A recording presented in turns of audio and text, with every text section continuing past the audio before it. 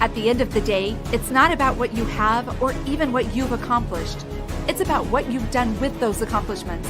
It's about who you've lifted up, who you've made better. It's about what you've given back. Denzel Washington. Welcome to Inspire Vision. Our sole purpose is to elevate the lives of others and to inspire you to do the same. John Lawyer, how are you doing? I'm doing good, Doug. How are you? Good. Hey, it's great to have you on the show. This is, as I've kind of looked at what you're doing and so forth, this is really fascinating to me. And, I'd love for you to share your journey. Sure. That's a big question. I know it is. But I love the nature of it. Because I feel like the journey is everything. It's the whole purpose of life. And so for me, it really started. I grew up in a small town in central Oklahoma. Pretty typical childhood. I joined the Army straight out of high school. I knew college wasn't for me. That was probably about a year before 9/11. And I enlisted as a counterintelligence special agent, so I went to school for that. And by the time I got out of training, basic training and job training and all that stuff, I got to my first duty station. That would be about 6 months before 9/11. And so really that happened, and then kind of the whole world changed, my whole life changed. And I would probably spend, out of the first 15 years of my adult life, I probably spent 12 of those years in combat zones in Kuwait, Iraq, and Afghanistan. And 6.5 of those years were consecutive in Kandahar, Afghanistan. So that was a pretty intense experience for a long period of time. And it was something. I loved my job. I was good at it. I really worked well with people, and it was something that I especially in the beginning, that I believed in. I think the longer that I was in that military industrial complex machine, the harder it was to believe in all of it, because it's a lot, Yeah, I can imagine. So I think that wore on me as time went on. I started to see like the human toll of war, not just on the quote unquote enemy who are just people, but on ourselves, our brothers and sisters in arms, and the toll it took on us. And then the civilians, that are just kind of caught in the middle. And so when after all that, I finally kind of burnt out, and went back home. And, when I went home, I didn't really know who I was. I was lost. I had no identity outside of my job, this thing that I've been doing for all these years. And I had done work where, I thought it was important. And when I walked into a room, people appreciated and wanted to know what I had to say. And I, like I said, I was good at what I did. So outside of that, I'd done it for so long. I'd done it, working 100, 110 hours a week for years at a time. I didn't really know anything besides that. So I didn't really know who I was. I didn't know how to heal. I conceptually knew that I needed to heal, but I didn't know how to start. And that went on for about 7 years after I got home in 2015. And so the next 7 years after that, it was just I was kind of lost. And then I would say about 2.5 years ago or so, I kind of had this moment of understanding or clarity. Some people call it an awakening. And I kind of understood what my higher purpose was in life and my true calling. And the universe just kind of made sense to me. And I'm kind of on this spiritual path. And I started a nonprofit online digital spiritual community, and that's what I do now. That's what I do every day. Wow. And I know that you had some relationships there that have helped you to do that. Can you kind of share what that and who they are? Yeah, it's kind of a unique thing. My wife and I had very similar jobs, and so we've been actually together doing that job. We were co-located most of the time. We were actually usually in the same unit, usually right next to each other. And so, she was there with me the whole time, and we got married in Kuwait. Our wedding certificate's actually in Arabic, and that was different. I think that it's different. It's a different experience because most people don't work with their spouse, right? And so we've been together 24/7 for almost 20 years. There were a couple of times that we were apart, but It was intense, and I think it was a great thing because it's almost like we share a brain because we spent so much time together and we did the same job. And so, and when you're doing a job, a lot of times you think I got to do this myself because I want it to get done right. But when you have someone that you trust implicitly that can help you and shares your talents and your passions, you can get so much more done, right? It's like two different people can do so much more than like two separate, sets of hands. And so, yeah, it was a very powerful thing. And then you came together to develop this whole concept of, and I don't know how to pronounce it correctly, is it Kishar? Yeah, Kishar is what we call it. Yeah. Okay. And what is that exactly? We felt like there was room in the 21st century and the digital age for like authentic, meaningful connection online. And we wanted to create a place where people could share their journeys regardless of their spiritual background or philosophical background or religious background. We felt like regardless of what your individual ideas and values are, let's come together and have a conversation about it, have a place where we can talk about that intersection between our spiritual path and our day-to-day lives. Because we felt like that's kind of what life's all about, is figuring out how we live in alignment of our mind, body, and soul. So we wanted to create a place where we can have that conversation. We could have chat conversations. We have an app. We have stuff online. We have, Zoom conversations and roundtables a couple of times a week where we have conversations like this around the table. And we just wanted to create a place where people could either find their path or reinforce their path, and that we could say, hey, here's what's out here, but we're not going to tell you what to believe because that's going to be intensely personal to you, to the individual. So I'm curious, and this may be too personal, and you don't certainly have to get into it if you don't want, but as you talked about that moment of awakening, do you mind sharing what that was and what you actually experienced? Or too personal? No, it's not too personal at all. It's a great question. For me, in that moment, it was like a lightning bolt. It was like a sudden thing. I wasn't on this conscious spirit. I think we're all on a journey, whether we know it or not, but I wasn't consciously seeking the spiritual thing. So it came to me, and it was like the universe just made sense. It was like I felt a oneness with everything, like that we're all connected, and it felt very much like regardless of what your individual spiritual philosophy or religious belief or philosophical belief is, that we're kind of all saying the same thing. It might not look the exact same, it might not sound the exact same, but we have so much more in common than we have that separates us. And that's what came to me. And it came to me that I knew instantly that I wanted to help people help themselves, to find their wholeness inside, to find their light if they can't see it. I felt like if I could help someone get through the metaphorical desert or swamp faster than I did, then I'm giving back to the world in a meaningful way, because I was part of this dark machine for so long.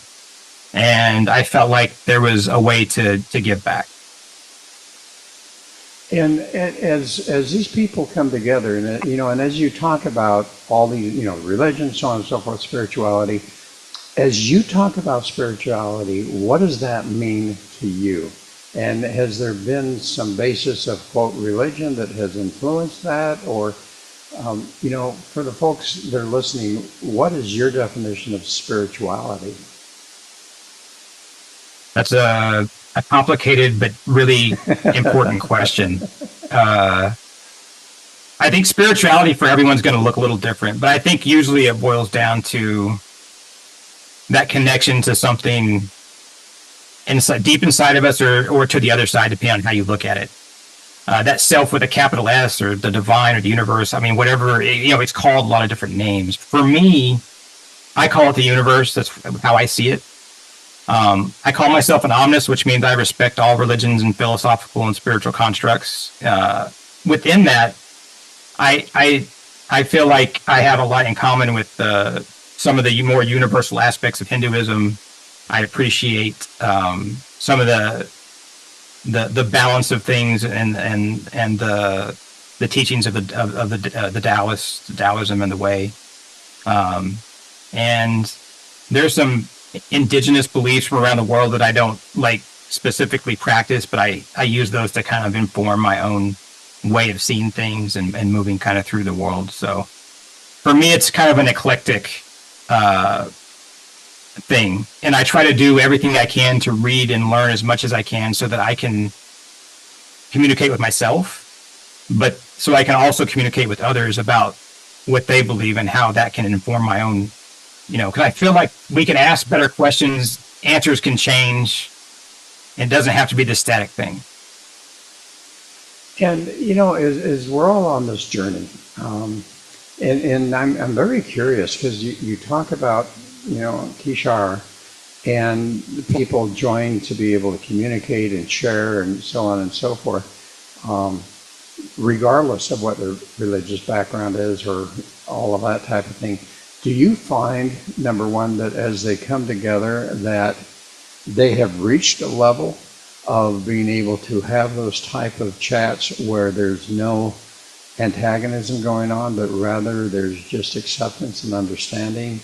Or do you find that sometimes you have that challenge? And what is the level of the people that seek the Kishar? Have they reached a certain level, or are you working with people who are just beginning this journey of self-discovery and self-understanding and spirituality, and they're joining up, and it must be very interesting?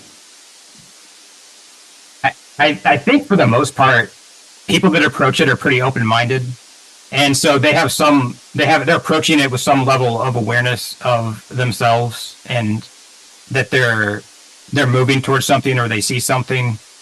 And there are people who are further down the path that they know who and what they are, and they're still exploring it. They're still developing it. So, and I find that those two different types of people have great conversations with each other too, because I think when people approach something with an open mind, they're able to have this enriching conversation and see things that they hadn't thought of. And I find people pretty receptive. I think that when it comes to something like a universalist, open community, I think it attracts people who have that kind of open-minded way of viewing the world and the universe around us. Wouldn't it be amazing if you could take that community concept and have it actually affect the whole world? What a different world we would have.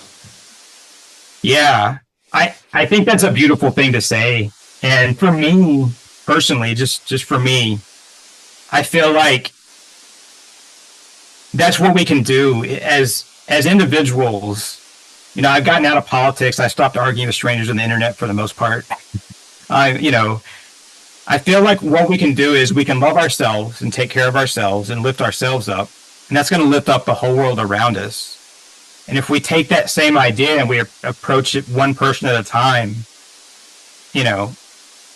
we can change the world. I think that that's what this is about, right? Is loving ourselves first, because that's the most important thing.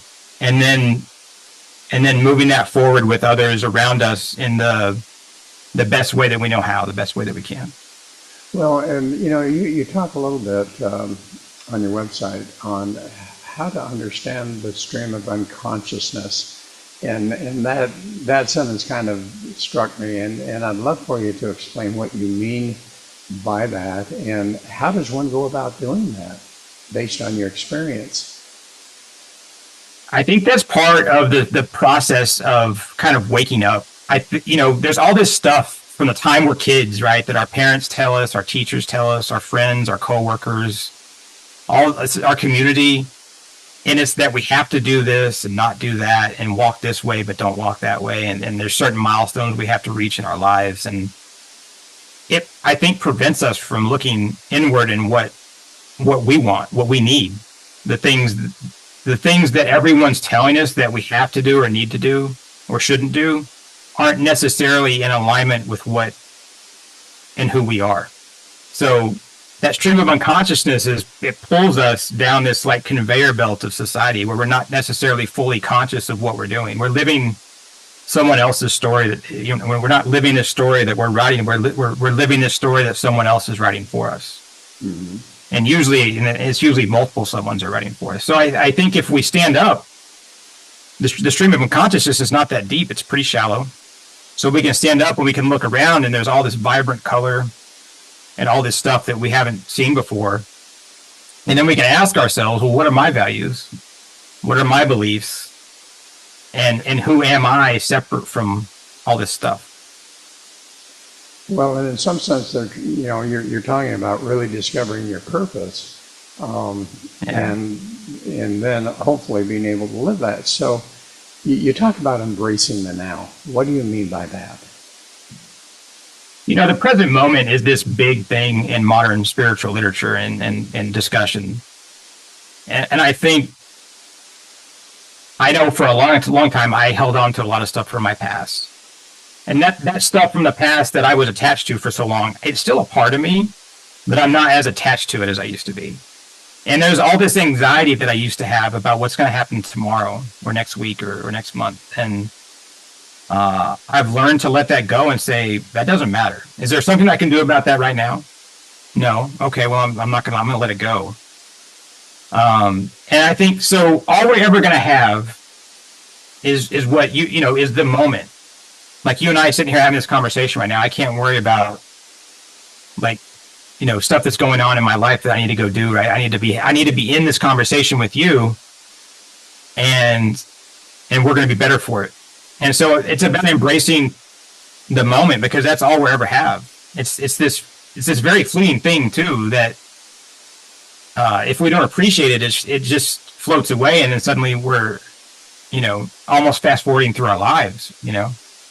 Well, and it's interesting. I know that there's definitely a philosophical background behind that, as you say, with Hinduism, definitely with Buddhism, which I'm enjoying learning about. Interesting fellow, Eckhart Tolle. Have you ever read his book on the New Earth? And I haven't read the New Earth, but I read The Power of Now, though. Okay, and it's interesting how he talks about the very same thing, that, you know, we can't worry about the future. We really don't need to attach ourselves, as you say, I love the word attached, to the past. We need to live in the now. And I love what you're saying there. And then you talk about discovering our Dharma. Now, I knew that there was some type of Asian background there because Dharma is not a word that we use in the U.S. much. Talk a little bit about what do you mean by discovering our Dharma, and what is Dharma, at least based on your opinion?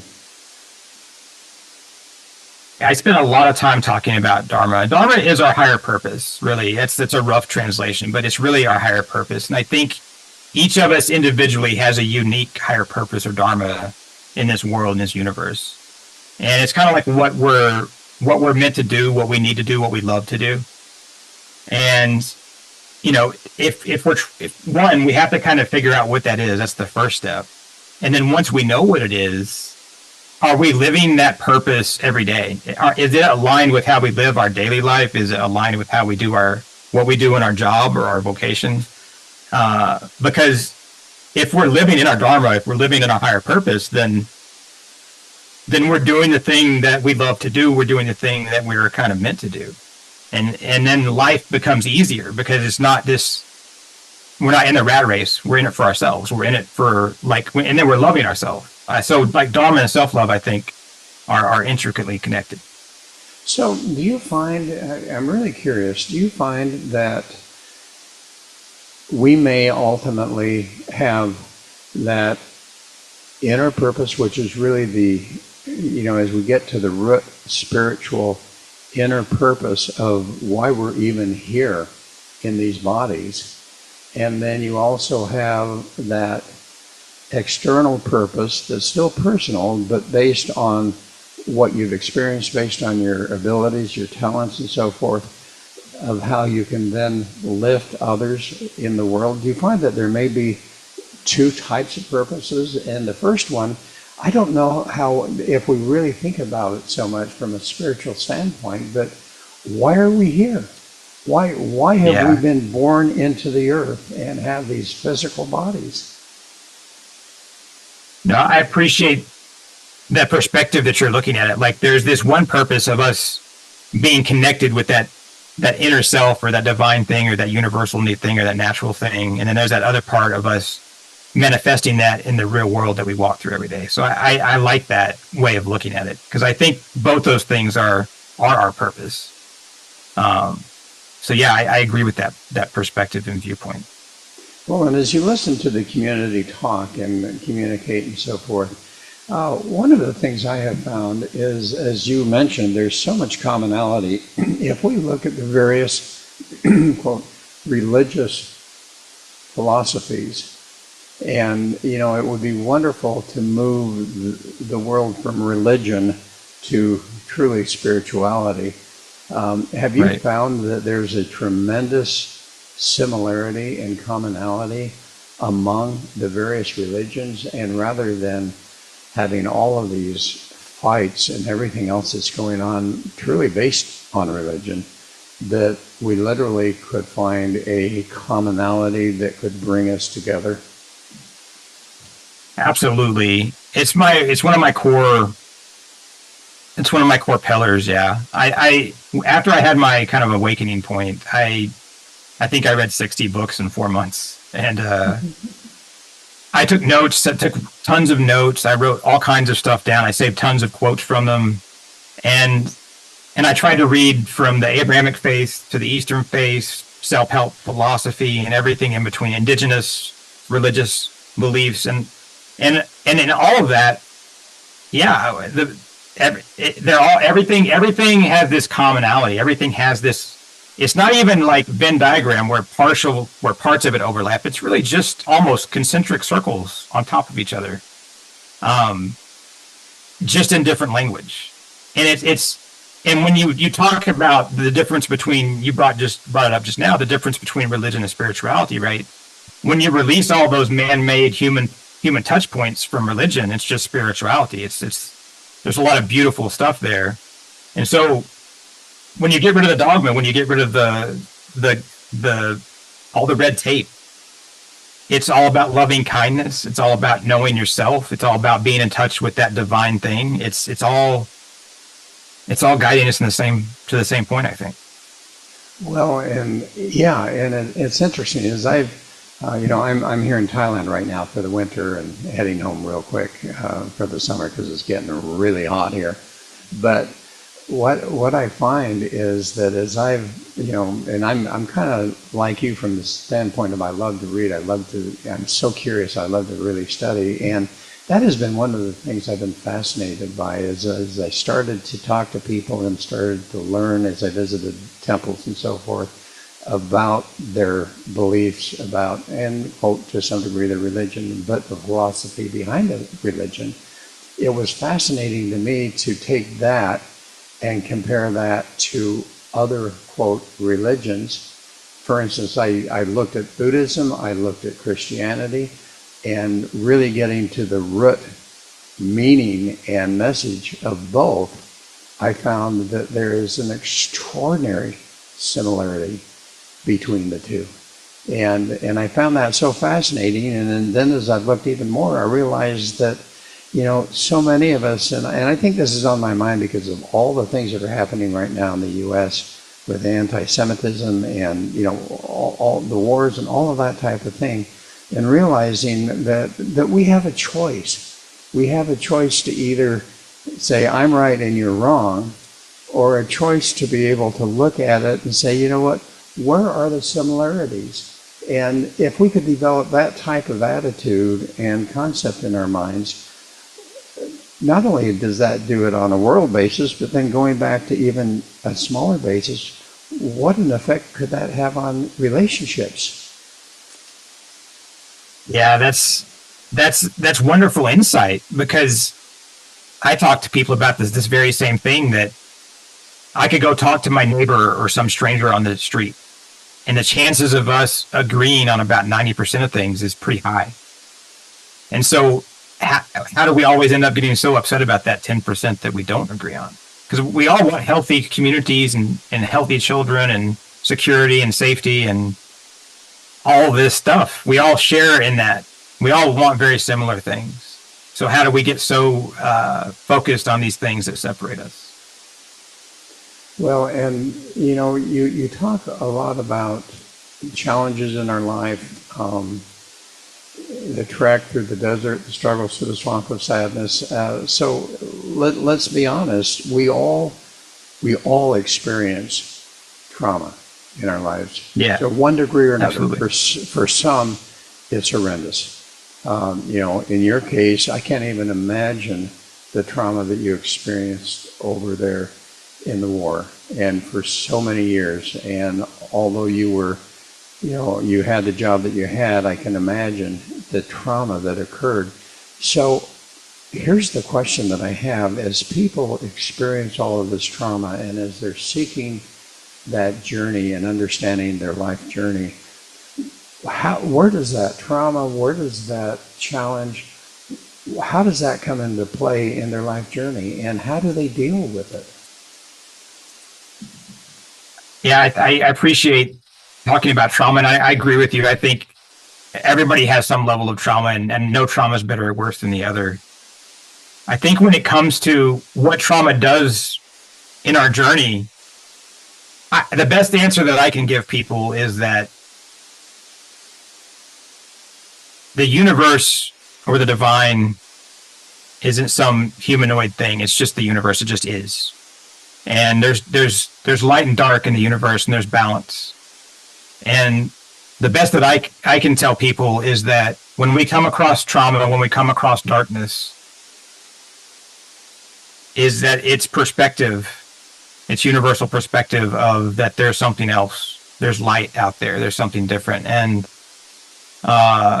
I think if you look at a lot of people who have spiritually awakened or philosophically awakened, it's often because they've overcome some obstacle, some dark obstacle usually.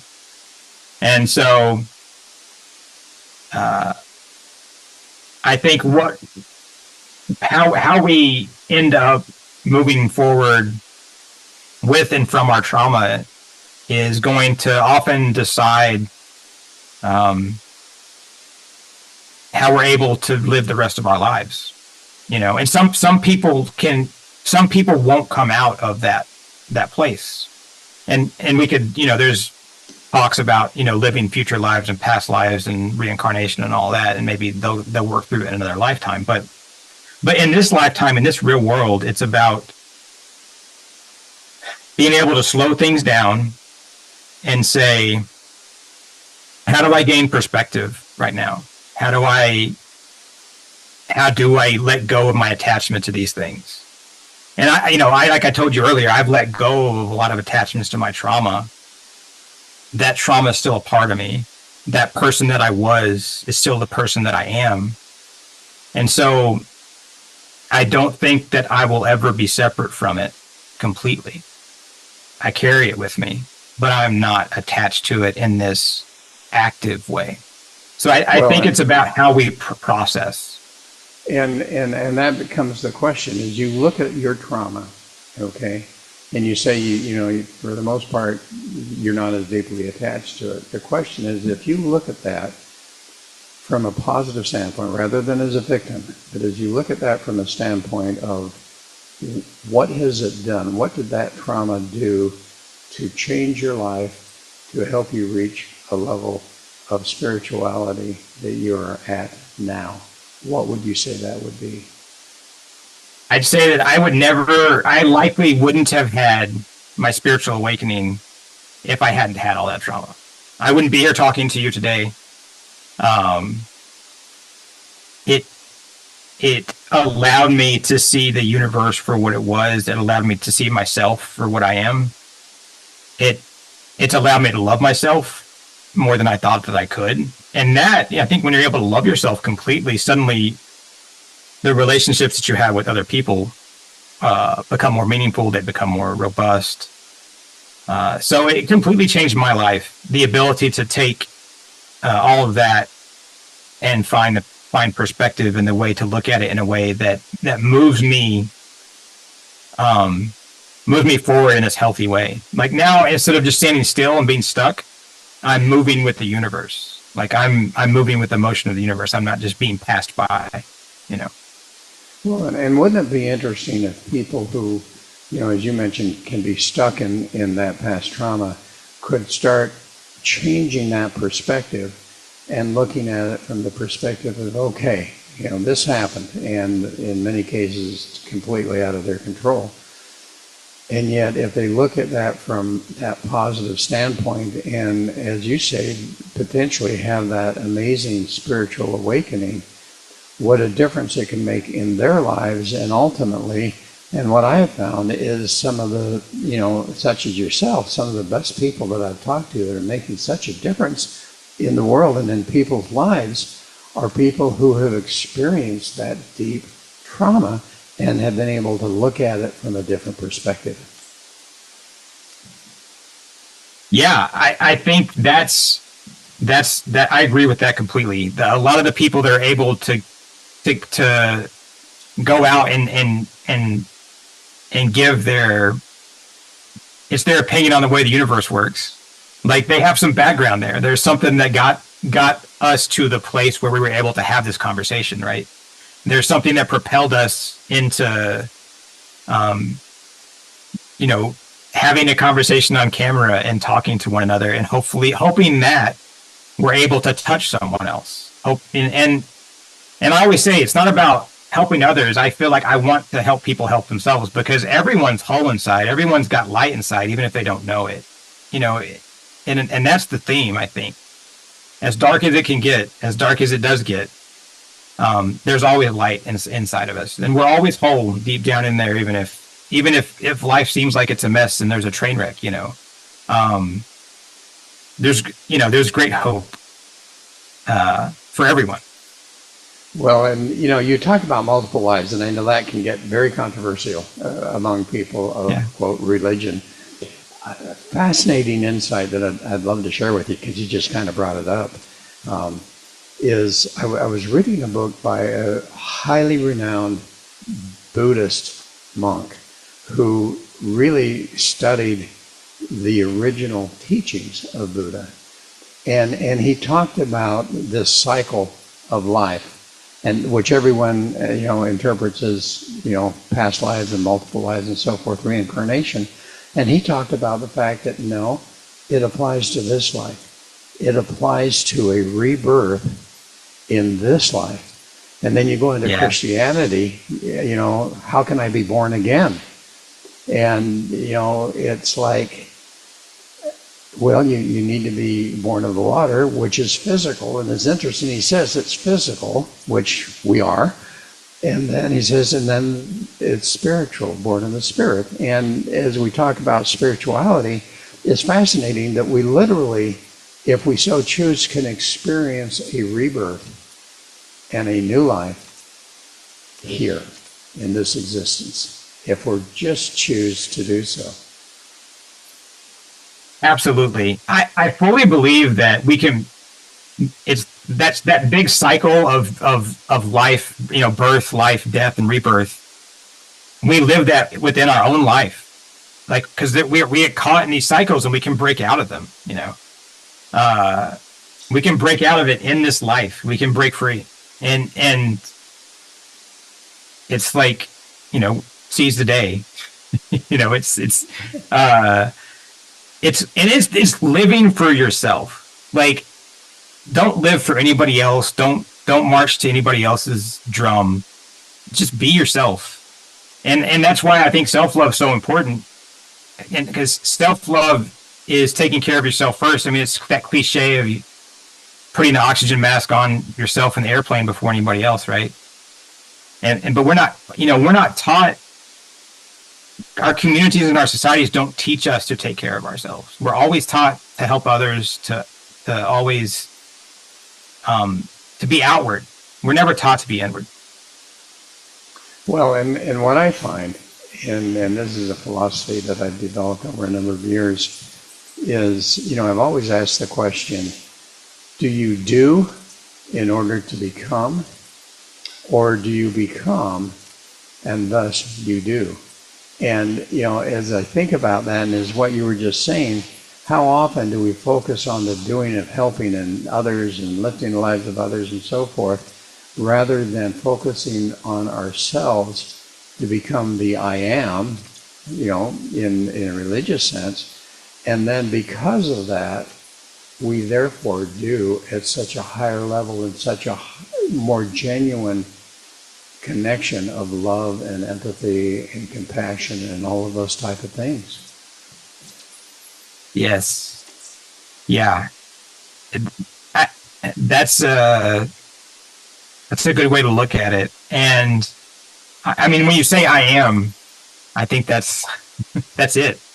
You ask, who am I, over and over and over and over again, and eventually you'll just get the answer back to yourself. I mean, I am. And when you say that, there's a whole spiritual, and I'm not talking religious here, there's a whole spiritual understanding of the divinity within each of us and the power that divinity can give us to then be able to reach out and truly touch the lives of others and lift the lives of others in this world.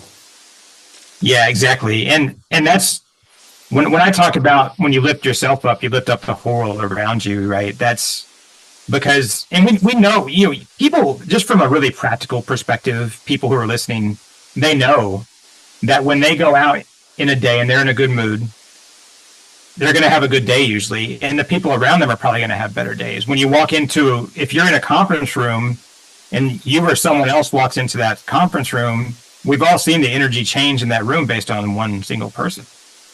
Can completely change the energy of a room. So like we have all this control over how our reality ends up playing out each moment, each day. Like we really are masters of our own universe all the time. Well, and to some degree others, as you say, the energy that we put forth can literally affect an entire room full of people. Yeah. And that's so powerful. Yeah, it really is. Well, as we get closer to the close here, what I'd love for you to do is to just take a moment and share with the audience what would be the message that you really want to share with the audience today. I like to tell people that we have more time than we think. We have all this time each day, and make beautiful use of it. And also, there's no need to be perfect in the world. Perfection doesn't exist in this world that we're walking through every day. It probably exists inside of you as this divine universal thing, but perfection doesn't exist in this reality we share with each other. So just be appreciative of that and just go out and do the best that you can, and don't try to be perfect. And again, I've said it several times, but really wholly, completely, and fundamentally, and at a base level, love yourself. And that's not something you just say or do and it happens. It's this process that you keep working at and checking back in with yourself. And it's something that happens over time, but it's this journey and this path that's worth it. Well, and as we talk about Kishar, who is eligible? Who are the people that would find that just really fascinating and uplifting in their lives to be able to join that community? I think people who are looking for a community where they can look at the alignment of their mind, body, and soul, and look at other people who are kind of have the same values and beliefs, where it's not an echo chamber, but it's people sharing a kind of a similar open-minded take on exploring what spirituality is for each person, what the universe means to us all, and knowing that they can have their own personal spiritual beliefs, but you can still have that community where you can discuss it. That's what we're about. Like I said, we have discussions every day. We have meditations. We have affirmations. We have just prompts where we have discussions about spiritual topics. And we have weekly videos, Zoom calls where we have conversations like you and I are having right now. And so check out our website and become a member. It's a nonprofit. All revenue goes back into the membership. And we're just trying to give back to the world. And how do they find the community? Our main website is kishar.org. It's KISHAR.org. And that's kind of the entrance. And there's our social media is there. We also have a pretty cool YouTube channel that you can find from there that has helpful videos and stuff like that. So check it out. Great. Hey, John, I have really appreciated you being on the show today. This has been a fascinating discussion, and I love it. I love it when we can have a discussion. Yes. So thank you. So do I. It's the best part, right? Yeah, it really is. And thank you for that. Thank you. Yeah, for that, thank you. Because it's not always the case. So I really appreciate it. And, you know, what you're doing, I find, as I said earlier, and, you know, it really has hit me in the heart, is that here you are creating a community at a very, quote, small level, you know, but how that community, literally, and the culture of that community, if it could expand and expand and expand, could literally change the world and create a sense of peace and spirituality in the world that right now we're not experiencing. Yeah. Thank you so much, Doug. And I appreciate people like you who are putting this message out into the world that you do on your show. It's a really great thing to see people out there doing their own thing to change the world. Yeah, it makes a difference. So anyway, thanks so much. And folks, thanks for listening. And if you're so inclined, go to that website. I'm going to go to the website and get involved in that, because I find that that's a great community to help us to really become more of who we really are. So thanks for listening. Have a wonderful week. Look forward to having you join us again soon.